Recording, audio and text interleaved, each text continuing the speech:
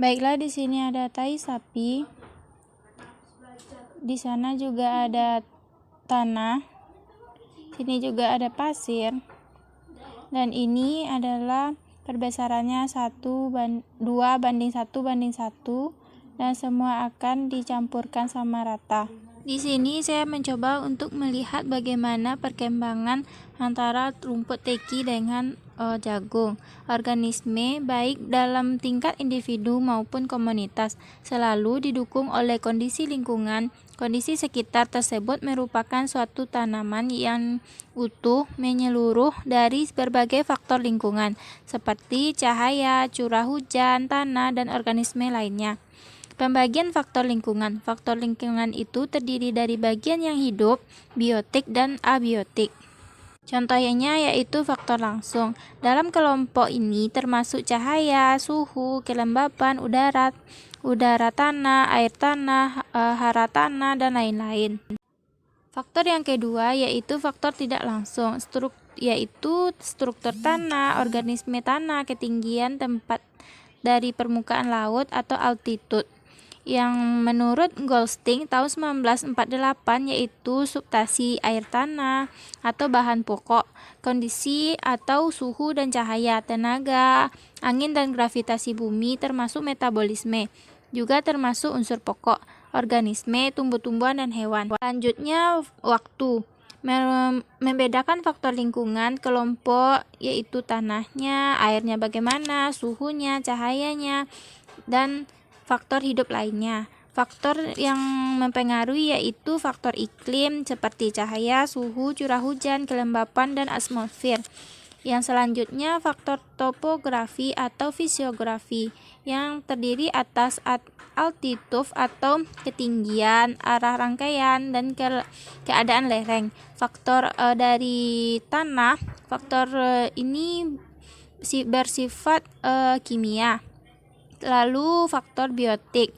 Faktor ini evirit, parasit, kehidupan bersama, dan lain-lain. Faktor alam yang mendekati titik minimum dan maksimum daya toleransi suatu organisme.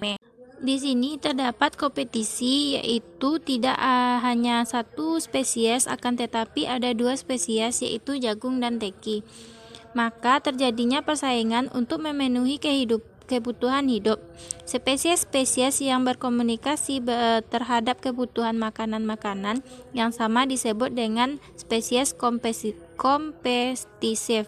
Sedangkan yang lainnya yang bisa hidup dalam komunitas tanpa persaingan disebut dengan spesies komplementer. Nah, selanjutnya saya akan menanam jagung dan teki. Ini adalah jagung berumur 1 minggu yang baru bertunas, lalu ini adalah yang 2 minggu. Tidak hanya lingkungan mempengaruhi tumbuh-tumbuhan, tetapi sebaliknya tumbuh-tumbuhan juga mempengaruhi lingkungan. Dan hasil ini dikenal sebagai reaksi. Pengaruh reaksi tumbuhan yang pertama terhadap lingkungan adalah tempat tumbuh. Hal ini mengakibatkan terbentuknya tanah pada karang dan pertambahan bentuk tanah.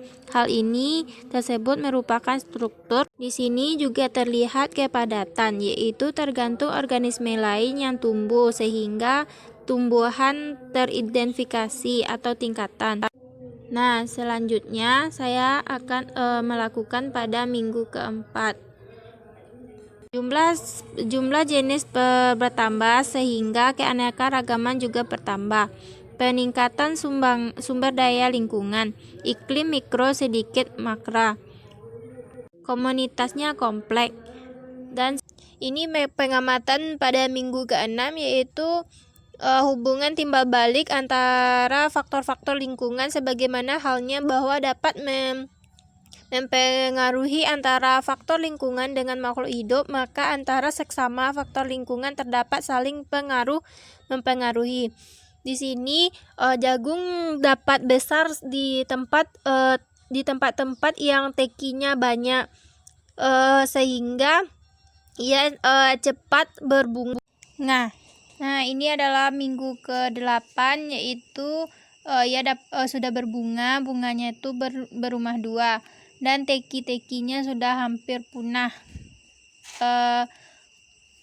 Di sini saya menemukan pada plot yang pertama, yaitu mati karena minggu ke-6 lebih 2 hari dicairkan oleh bebek, sehingga ia mati seperti ini.